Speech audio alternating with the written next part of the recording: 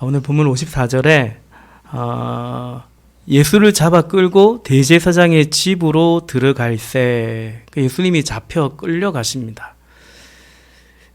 이제 그렇게 끌려간 예수님은 다시 풀려나지 못하시고 온갖 고초를 겪으셨습니다. 그리고 마침내 예수님은 십자가에 달려 죽임을 당하십니다. 이때 베드로는 예수님의 제자죠. 그냥 제자가 아니고 수제자, 수속 제자입니다.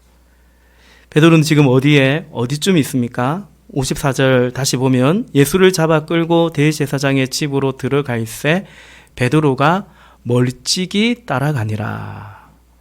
베드로가 멀찍이 따라갔다. 멀찍이 있었어요. 참 애매한 글입니다. 멀찍이는 어느 정도일까요? 그러니까 애매한, 이도저도 아닌, 그러니까 아예 아주 예수님을 떠나간 것도 아니고요. 그렇다고 예수님 곁에 있는 것도 아니고 멀찍이. 다만 알 수 있는 것은 그가 예수님을 볼 수 있는 정도의 거리였다. 예수님도 베드로를 이제 그렇게 쳐다볼 수 있던 그 거리였죠. 61절 말씀해 보니까 주께서 돌이켜 베드로를 보시니 그 시선을 서로 눈이 맞는 시선을 마주할 수 있는 정도의 거리였습니다. 제 느낌으로는 멀찍이라는 것은 좀 너무 먼 것 같고 그냥 조금 떨어진 그 정도의 느낌이라고 또 느껴지기도 합니다. 계속해서 이어지는 본문 55절은 베드로가 머물러 있던 그 자리를 보다 더 정확하게 또 상세하게 기록해 주고 있어요. 55절 제가 다시 읽어볼게요.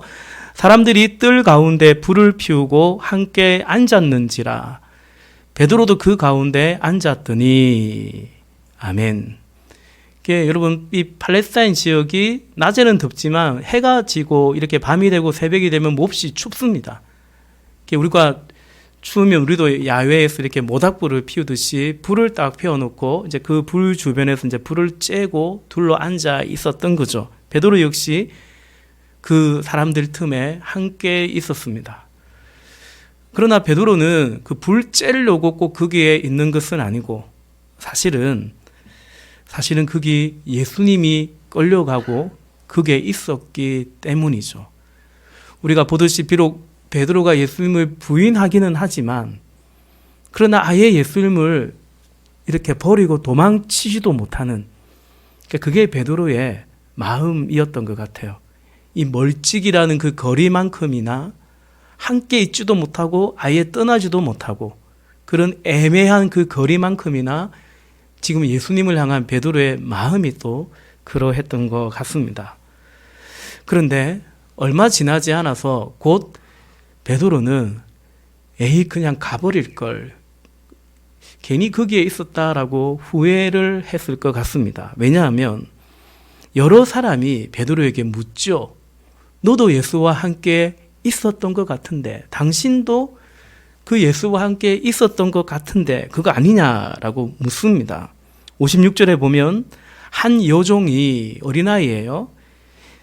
이 사람도 그와 함께 있었어요 라고 이 베드로에게 물었다라기보다는 이 아이가 되노니까 베드로 아저씨에게 물었다라기보다는 그냥 사람들에게 얘기를 한 거죠. 일러 바치듯이 이 사람도 저 예수와 함께 있었어요. 제가 봤어요. 그리고 58절에 조금 후에 또 다른 사람이 이제 베드로에게 직접 말합니다. 너도 그 도당이라. 세 번째로 보면 당신도 그들과 한패요 라는 의미입니다. 베드로는 아니라고 말하죠. 지금 무슨 소리를 하느냐 말합니다. 부인하는데요. 그리고 59절 말씀에 보면 또 1시간 정도 지났다가 베드로가 그래도 그냥 그 자리를 뜨지 않고 1시간이 지나도록 여전히 거기에 있습니다. 아마도 곧바로 뜨면 더 그게 좀 의심스럽기도 해서 그런지 몰라도 그냥 이러지도 저러지도 못한 채 베드로가 그 자리에 있었는데 1시간쯤 있다가 또 다른 사람이 장담하여 말합니다. 이제 베드로에게 묻죠. 이는 갈릴리 사람이니 참으로 그와 함께 있었느니라. 이제 조금 증거마저 들이댑니다. 당신 갈릴리 출신이잖아. 예수님이 갈릴리 나사렛 출신이거든요. 그 예루살렘까지 와 있는데 너도 예수와 함께 지금 여기까지 왔잖아. 너 출신 갈릴리 맞지? 너 포항 사람이지. 너 포항 출신이지.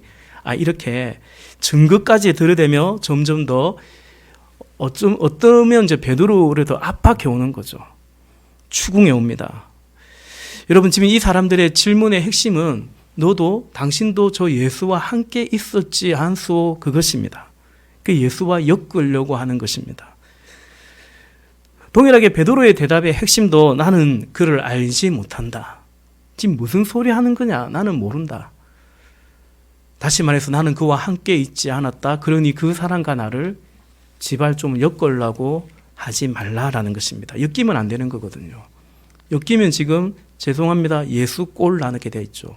나도 저 붙잡혀 저 대제사장의 저 군사들에게 나도 붙잡혀 갈 판이니까요.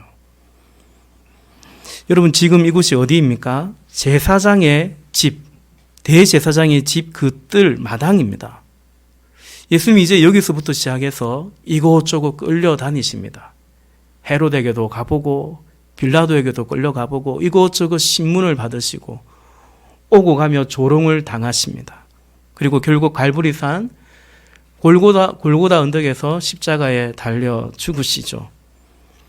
따라서 여러분, 지금 여기는 분명한 이 문자 그대로 지금 여기는 대제사장의 집의 그 뜰이지만 그냥 우리가 이해하기 쉽게 여기가 바로 십자가의 자리, 십자가의 현장이라고 해도 될 것 같습니다. 예수님은 지금 여기까지, 그러니까 십자가에까지 이르러 계십니다.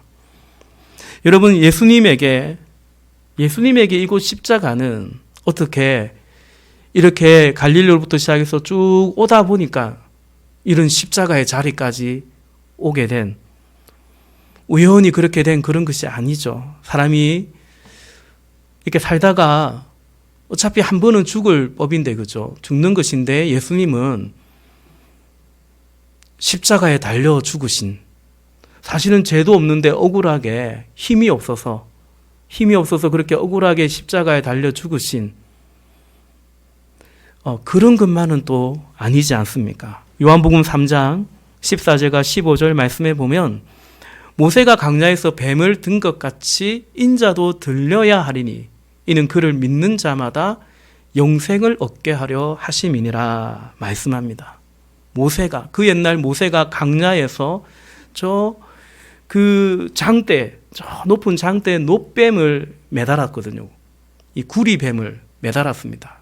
그래서 그 장대에 매린 그 놋뱀을 보는 자는 하나님께 범죄해서 죽어가고 있는데 그것을 쳐다보는 자는 고침을 받고 나음을 입었단 말입니다. 그랬던 것처럼 인자가, 예수님께서 저 높은 그 갈보리산 골고다 언덕 위에 십자가에, 장대 같은 십자가에 매달려 죽어야 될 것이라고, 그리하여 그를 믿는 자마다 영생을 얻게 하려 하심이라 말씀합니다.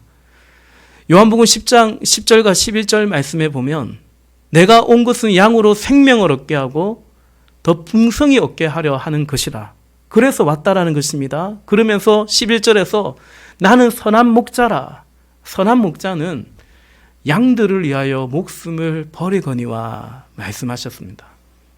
그러니까 예수님은 어찌 살다 보니 힘이 없어서, 분명 죄는 없는데 그러나 억울하게 어쩔 수 없이 죽임을 당하는 그 십자가가 아니라는 거죠. 주님, 나는 목숨을 버리러 왔다. 나는 목숨을 버리고 그래서 내 양들을 살리려고, 그를 믿는 자마다 영생을 주시려고 그래서 왔다라고 말씀하셨죠.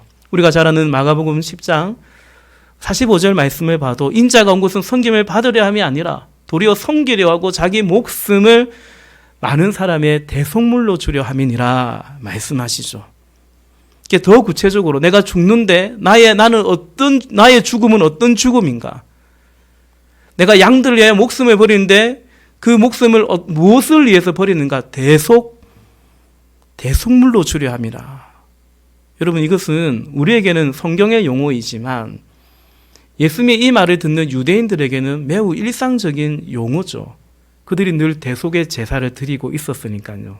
그러니까 죄를 대신 속하는 제물, 소라든지 양이라든지 그 대속 제사를 이들이 드리고 있었는데 예수님이 그 제물로 당신의 목숨을 주려 인자가 온 것은 그것 때문에 왔노라 말씀하셨습니다. 그러므로 여러분, 지금 예수님이 당도에 있는 이 자리는, 여기 십자가는 어떻게 오다 보니까 이 자리까지 온 것이 아니고 처음부터 예수님의 목적지였습니다. 그 십자가는 예수님의 비전이었습니다. 당신의 십자가 그 대속의 죽음으로 세상을 구원하려고 하시는, 양들을 살리려고 하시는 예수님의 그 비전이었죠. 그래서 십자가에서 죽으신 예수님의 그 최후의 그 외침은, 최후의 외침은 내가 이렇게 그만 죽고 말다니, 그래서 내가 실패했다, 그게 아니라 요한복음 19장 30절에 말씀하고 있는 것처럼 다 이루었다라고 말씀하시죠. 다 이루었다. 예수님이 그 죽으시는데, 그 십자가에 달려 죽으시는데 예수님은 다 이루었다. 십자가 비전을, 우리를 살리는 그 비전을 이루신 것입니다. 더욱이 여러분, 예수님은 당신이 어떻게, 그러니까 어디서 어떻게 누구에 의해서 고난을 받고 죽임을 당할지, 또한 3일 만에 부활하실 것에 대해서도 제자들에게, 특별히 제자들에게 일러주셨죠. 마태복음 16장 21절 말씀에 보면 이때로부터 예수 그리스도께서, 이때가 언제냐면 베드로가 주는 그리스도시요 살아계신 하나님의 아들이십니다라고 예수님을 정확하게 신앙 고백했던 바로 그때로부터 예수님 너무 마음이 기쁘셨어요. 예수 그리스도께서 자기가 예루살렘에 올라가 장로들과 대제사장들과 서기관들에게 많은 고난을 받고 죽임을 당하고 제3일에 살아나야 할 것을 제자들에게 비로소 나타내셨다, 말씀하셨다라는 것입니다. 내가 예루살렘에 올라갈 것인데, 거기서 장로들과 대제사장들과 서기관들에게, 이 유대인들에게 종교 지도자들이거든요, 그들에게 고난을 받고 죽임을 당할 것이다. 이것을 흔히 예수님의 순환 예고라고 합니다. 순환 받는 것을 예고하신 거예요. 그럼 복음서에서 예수님이 이처럼 순환 당할 것을 3번 말씀하십니다. 이 마태복음 16장 여기를 처음으로 해서 총 3번 말씀하시는데, 그 제자들에게는 특별히 그렇게 일러주셨습니다. 근데 그 현장, 바로 그 예고가 성취되는 이 현장에서 오늘 베드로는 예수님을 3번 부인하죠. 예수님이 빌라도에게 신문을 당하는데 빌라도가 3번을 묻습니다. 여러분, 성경에서 3이라는 숫자는 7과 더불어서 7이라는 숫자와 더불어서 완전수에 해당되거든요. 삼위일체 하나님이시죠. 베드로가 3번 물을 때 예수님은 끝까지 대답하지 않으십니다. 예수님이 겟세마네 동산에서 하나님께 3번 나아가 기도하십니다. 할 수 있으면 이 잔을 내게서 좀 옮겨주시면 안 되겠습니까? 그러나 끝내 예수님의 기도의 마지막 그 언어는 아버지, 내 뜻대로 하지 마시고 아버지 뜻대로 되기를 원하나이다, 그 기도였죠. 그러므로 여러분, 우리가 이쯤에서 2가지를 정리해 보십시다. 첫째, 여기 십자가는 예수님의 실패가 아니라 어떤 우연도 아니고 힘이 없어서 당한 것이 아니고 이 십자가는 예수님의 뜻이요 예수님의 비전의 성취라는 것입니다. 2번째, 여기 십자가는 미리 말씀하신, 예고하신 현장이었다라는 것입니다. 더욱이 제자들에게는, 베드로를 비롯한 제자들에게는 더더욱 그러했습니다. 여러분, 사람들이 베드로에게 너도 예수와 함께 있었다고 할 때에 베드로는 아니라고, 나는 그 사람 모른다고, 지금 당신이 무슨 말 하는지조차도 모른다고, 나는 그와 함께 있지 않았다라고 부인하죠. 거짓말입니다. 그죠? 뭘 함께 안 있었습니까? 방금 전까지도 함께 있었지. 그날 최후의 만찬이라고 일컫는 그날 저녁까지 같이 잘 잡숴놓고는 함께 없었다고 시치미를 뚝 뗍니다. 부인하는 것입니다. 그런데 여러분, 베드로가 지금 이것을 부인하는 그 이면에는, 베드로의 그 마음, 그 신경에는 후회가 담겨 있는 것 같습니다. 뭐 그런 거죠. 속으로 생각하겠죠. 나는 맞다. 나는 그와 함께 있었다. 그런데 지금 이 현실을 너무 부인하고 싶은 거죠. 이렇게 제사장에게 잡혀 끌려가는 예수인 줄 알았다면, 이제 와서 이렇게 힘없이 끌려가고 고초당하고 십자가에 죽을 그 예수인 줄 알았다면 사실은 예수와 함께하지 않았을 것이죠. 그런 줄 몰랐다라는 것입니다. 베드로는 지금의 이 현실을 정말로 부인하고 싶을 것입니다. 내가 어떻게 여기까지 왔는데, 내가 배도 버리고 거물도 버리고 예수와 함께 여기 저 갈릴리에서 이곳 예루살렘까지 올라왔는데, 그런데 그 길의 끝이 이렇다라는 것이 너무나 충격적이고 후회스러운 거죠. 이건 아니지 않냐. 이래서는 안 되지 않냐. 예수님이 이렇게 죽으시면 그럼 나는 어떻게 됩니까? 그것이 베드로의 심경이었습니다. 오늘 설교의 제목이 함께 다른 길을 가다가입니다. 사실 이 제목이 오늘 함께 나누고픈 말씀을 사실은 요약합니다. 함께 다른 길을 가다가. 베드로가 그랬지 않습니까? 함께 왔는데, 함께 예루살렘까지 왔는데, 함께 십자가까지 왔는데, 예수님은 그 길이 원래부터 예수님이 생각한 길이라서 여기까지 왔는데, 베드로는 전혀 그렇게 생각하지 않고 사실은 다른 생각으로, 다른 이유로 여기까지 와 있는 거죠.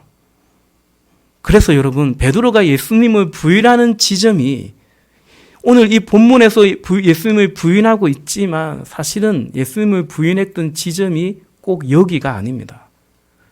무슨 말이냐면 이제 와서 베드로가 지금 예수님을 꼭 부인하는 것만은 아니라는 거죠. 베드로가 인정하고 베드로가 시인했던 예수는 유대인들이 가지고 있던 그 메시아, 바로 그 예수였던 것 같습니다. 그러니까 베드로가 믿고 따른 예수는 한마디로 인생 역전의 예수였죠. 유대인들이 고대했던 메시아는 뭐냐면, 지금 우리가 이렇게 이방 민족에게 압제를 당하고 있는데, 역사 속에서도 그랬고 예수님 때에도 로마로부터 그런 압제 속에 있는데, 이제 메시아가 오면 거기서 우리를 건져줄 거라는 거죠. 건져줄 뿐만 아니라 완전히 전세가 바뀌는 거죠. 이제 우리가 권력이 되고 우리가 힘이 되고 우리 민족이 이제 다른 민족을 압제하고 우리가 왕노릇하는, 우리가 제국이 되는, 그것이 이스라엘 백성들이 가지고 있던 메시아 간이었거든요. 베드로 역시 사실은 별반 다르지 않았던 것입니다. 요즘 말로 하면 베드로는 자신의 인생의 대박을 꿈꾸면서 예수께 배팅을 한 것입니다. 예수가 상한가를 칠 것 같아서 예수라는 주식을 영끌해서 산 거죠. 끌어모아서 산 거죠. 배도 거물도 다 버리며 여기에 배팅을 한 것입니다. 다시 말해서 이렇게 힘없이 잡혀 끌려가는 예수였다면 애초에 거부하고 애초에 따르지도 않았을, 부인했을 예수였던 것 같습니다. 여러분, 이런 경우에 사람들은 주로 속았다라고 생각을 합니다. 야, 이럴 줄 몰랐네. 속았다라고 생각을 하고 또 말들을 하죠. 어쩌면 베드로 역시도 그런 생각이 들었을 수도 있을 것 같습니다. 어쩌면 예수님께 이런 불편한 마음, 화가 났을지도 모르겠어요. 아니, 이럴 거면 지금까지 왜 예수님 당신께서 왜 전능하다던 듯이 바다도 파도도 바람도 꾸짖고 죽어가는 병자도 살리고, 아니 죽어버린 사람도 살리고, 지금까지는 그렇게 해놓고서는 왜 이제 와서, 왜 여기 와서 이제 와서 전혀 그러지 않은 사람처럼 왜 그러시냐고. 베드로는 아마 그런 생각을 했을지도 모릅니다. 여러분, 그런데 예수님은 베드로를 속인 적이 없습니다. 속이지 않았습니다. 좀 전에 보았던 그 마태복음 16장 21절에서 말씀했던 것처럼 예수님은 당신께서 자기가 예루살렘에 올라가 장로들과 대제사장들과 서기관들에게 이러이러한 고난을 당할 것이고 죽임을 당할 것이고 제3일에 살아나야 될 것을 분명 말씀하셨지 않습니까? 여러분, 이때 베드로가 어떻게 반응한 줄 아십니까? 우리 마태복음 16장 22절 세 번역으로 한번 볼까요? 이에 베드로가 예수를 따로 붙들고 주님, 안 됩니다. 절대로 이런 일이 주님께 일어나서는 안 됩니다. 예수님이 죽겠다고 하니까 절대로 이런 일이 주님께 일어나서는 안 됩니다 하고 말하면서 예수께 대들었다. 대들었어요.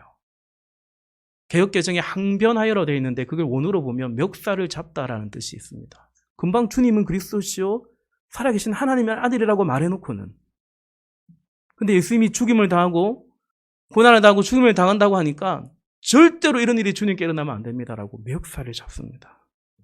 왜 그렇겠습니까? 예수님 때문일까요? 물론 사랑하는 주님이 그래도 선생님인데 죽겠다고 하는데 아유, 그게 무슨 말씀입니까? 만류할 수 있겠죠. 근데 진짜 이유는 그런 게 아니지 않습니까? 절대로 이런 일이 주님께 일어나서는 안 됩니다.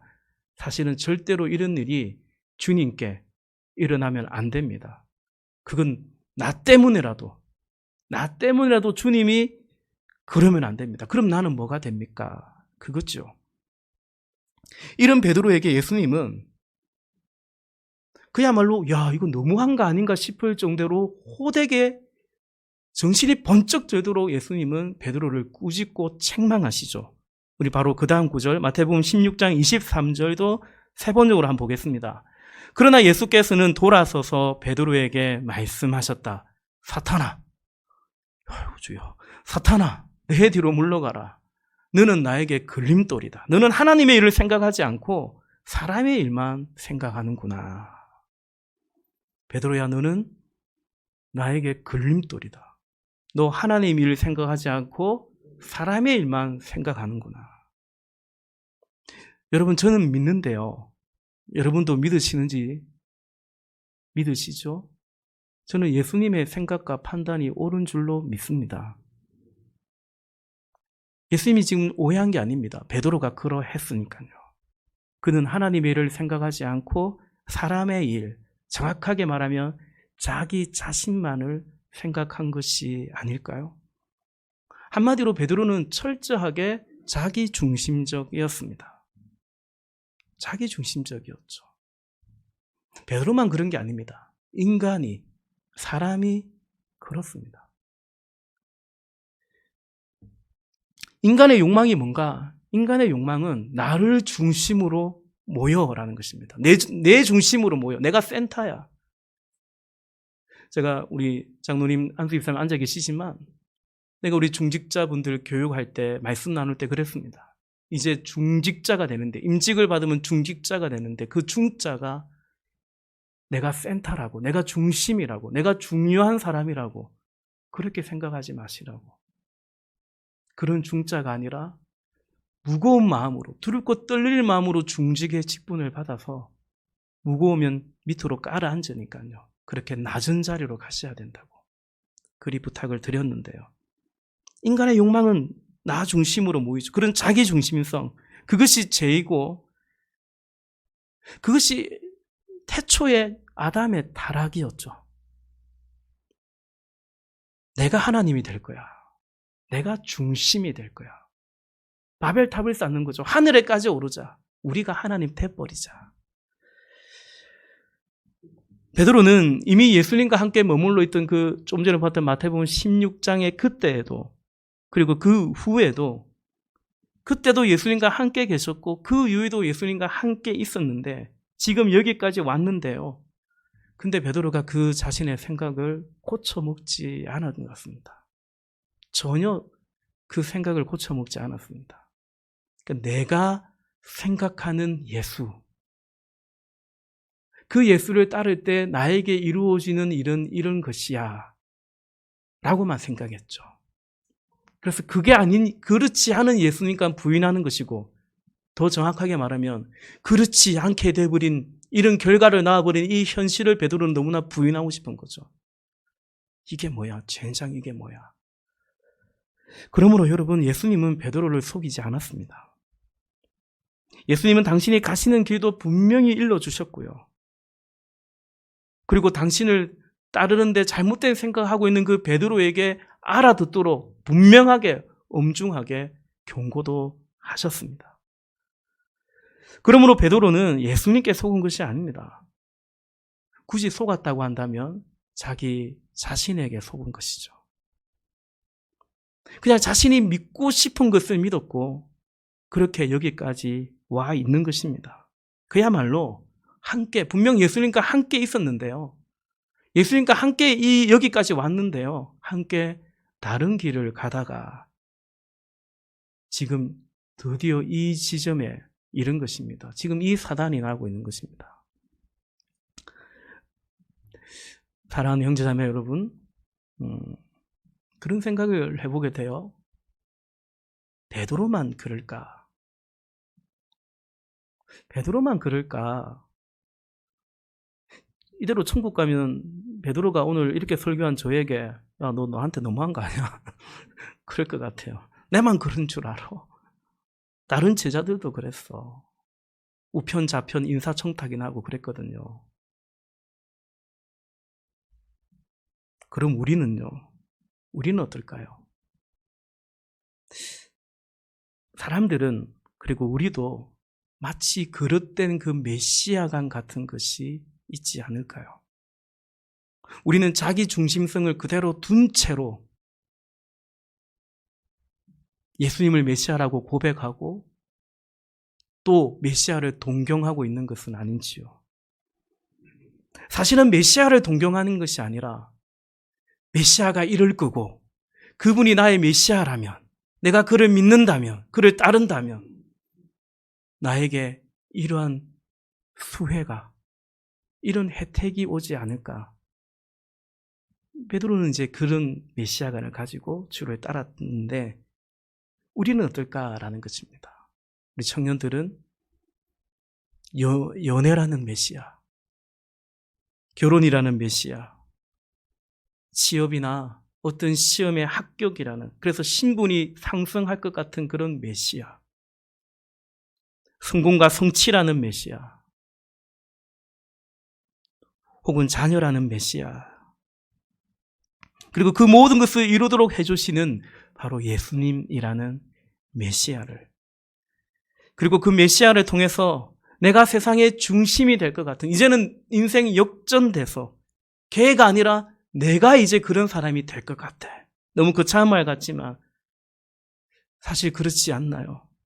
그런 것들을 꿈꾸며 열심히 걸어가고 있고 부단히 노력하고 있고 그 안에는 신앙생활도 포함되죠.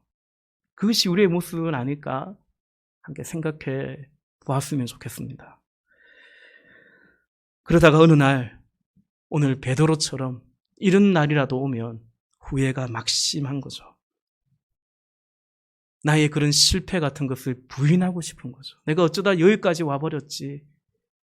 부인하듯이 내가 생각했던 그 메시아에게 실망하는 거죠. 때로는 나를 속였다, 내가 속았다라고 생각하기도 하고, 친구에게, 애인에게, 남편과 아내에게, 혹은 자녀에게 속은 것 같지만, 심지어 예수님에게 속은 것 같지만, 죄송하지만 여러분, 아닙니다. 우리는 우리 자신에게 내 욕망에 속아 넘어갈 때가 더 많은 거죠. 그 누군가에게 속는 것이 아니라, 그 어떤 사건에 속는 것이 아니라, 좀 어려운 말이 될지 모르겠지만 사실은 명제에 속아요. 명제에. 인생이란 뭘까? 행복이란 뭘까? 성공이란 뭘까? 부유하다는 것은 뭘까? 자유는 무엇이고, 결혼은 무엇이고, 가정을 이룬다는 것은 무엇이고, 이런 명제에 대해서 세상이 사람들이 정해놓은 답들이 있거든요. 그 답에 속아 넘어가면 인생을 속을 수 있죠. 신앙도 마찬가지입니다. 예수를 믿는다는 건 뭘까요? 우리가 그리스도인으로 살아간다는 것은 뭘까요? 예수 믿으면 천국 간다는데 그 하나님 나라는 뭘까요? 영생은 무엇이겠습니까? 예수를 따르는 제자로 살아간다는 것은, 제자가 된다는 것은 무엇일까요? 그런 명제에 대해서도 예수님 말씀하신 답들이 있는데 사실은 베드로처럼 내가 정해놓은 답을 가지고 그냥 신앙생활 해가고 있는 것은 아닌지. 사랑하는 형제자매 여러분, 그 무엇도, 그 어떤 사람도 메시아가 될 수 없습니다. 여러분이 준비하는 그것에 합격했다고 해서 그게 여러분에게 메시아가 아닙니다. 여러분이 사랑하는 그 어떤 사람도 나에게 메시아가 될 수는 없습니다. 그리고 사실은 그게 메시아가 아니었어요. 나 자신, 내가 생각하는 행복이라고 생각하는 그것이 메시아였죠. 다른 그 무엇이나 그 누군가가 아니라 실제로 나 자신이 여전히 메시아였고요. 성경은 그것을 우상숭배라고 말하는데, 성경은 우상을 뭐라고 정의하느냐? 누가 우상이라고 성경은 말하고 있느냐? 우리가 생각하는 우상은 우상이 있어요. 신상이 있어요. 그것에 절할 때, 절하는 그 신상이 우상이라고 말하는 것 같지만 아니에요. 성경은 그 신상에게 절하고 있는 바로 당신이, 자기 자신이 우상이라고 말하고 있죠. 왜냐하면 절하는 이유가 나 때문이니까요. 그래서 하나님을 그런 식으로 믿으면 안 된다라고 성경은 말하고 있죠. 말씀을 맺어야 될 것 같은데요. 그런데 여러분, 이런 베드로를 예수님이 사랑하세요. 끝까지 사랑하세요. 이런 죄인을 사랑하시는 예수님, 그분을 묵상하고 그 관점으로 좀 상상력과 더불어 묵상하면서 볼 때에 좀 위험한 말인지 모르겠지만 예수님은 베드로를 부인했어야 되는 것입니다. 거꾸로 얘기했어요. 베드로가 예수님을 부인했어야 되는 겁니다. 예수님도 그렇게 판단한 것 같습니다. 그래서 그도 그럴 것이 예수님은 베드로가 그럴 거라고 미리 말씀하셨죠. 너 딱 울기 전에 3번 나를 부인할 거야. 베드로가 뭐라고 말합니까? 절대로 그런 일은 없다고. 나는 주와 함께 죽는 자리까지 가겠다고 호언장담했죠. 누가복음 22장 32절 말씀해 보면 너가 나를 3번 부인할 것이다 라고 예수님이 말씀하신 이후에 그러나 내가 너를 위하여 너 믿음이 떨어지지 않기를 기도하였노니 너는 돌이킨 후에 너의 형제들을 굳게 하라 말씀하십니다. 여러분, 주를 부인하는 이것은 베드로에게는 뼈아픈 실패죠. 두고두고 부끄러울 수밖에 없는 실패입니다. 그래서 말인데 여러분, 예수님이 이 베드로에게 이 부인이 이 실패가 필요하다고 생각한 것 같아요. 그런 것처럼 오늘 우리에게도 실패가 필요합니다. 고난이 필요해요. 베드로는 나중에 부활하신 주님께서 또 3번 물으세요. 네가 나를 사랑하느냐고. 요한복음 21장에 보면. 그때 베드로는 이제 그 말이라고 합니까? 내 주님 사랑하죠. 그렇게 대답하지 않죠. 주를 향한 신앙 고백마저도 주님께 의탁합니다. 내가 주를 사랑하는 줄을 주님이 아시지 않습니까? 여러분, 베드로에게 왜 이런 실패가 좌절이 필요할까요? 이것이 그를 향한 예수님의 사랑이기 때문입니다. 그를 버리지 않고 끝까지 사랑하시는 주님의 사랑이기 때문에. 그래서 오늘 우리도 이런 그릇된 믿음이나 여전히 자기 중심성을 둔 채로 주를 믿으려고 하는 이런 나 자신에 대해서 부인하고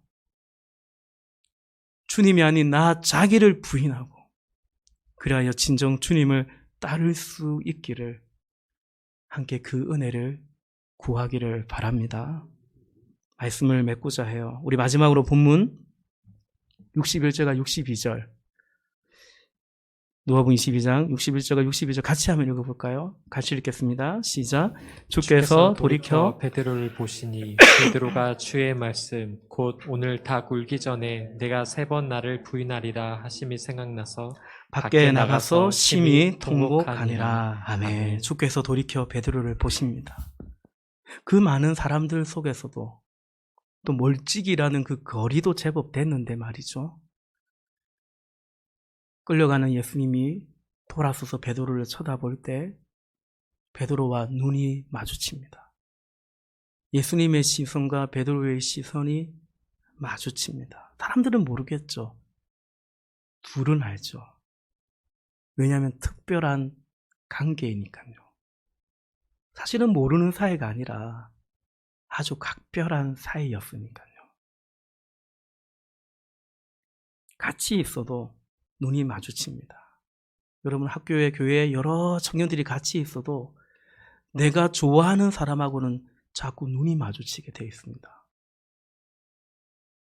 사랑하는 여러분, 베드로와 주님의 눈이 마주쳤던 것처럼 오늘 우리에게 이 은혜가 있기를 축복합니다.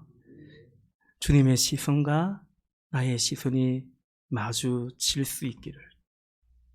그래서 베드로가 그러했듯이 주의 말씀이 생각나고 그 말씀 안에서 회개하며 통곡했듯이 우리도 그럴 수 있기를. 그래서 여러분, 내가 믿고 싶은 대로 계속 믿는 것이 아니라 주님의 계명을 따라 주와 함께 다른 길을 가는 것이 아니라 주와 함께 주의 길을 갈 수 있기를. 그런 저와 여러분, 우리 모두가 될 수 있기를 우리 주님의 이름으로 축복합니다. 아멘.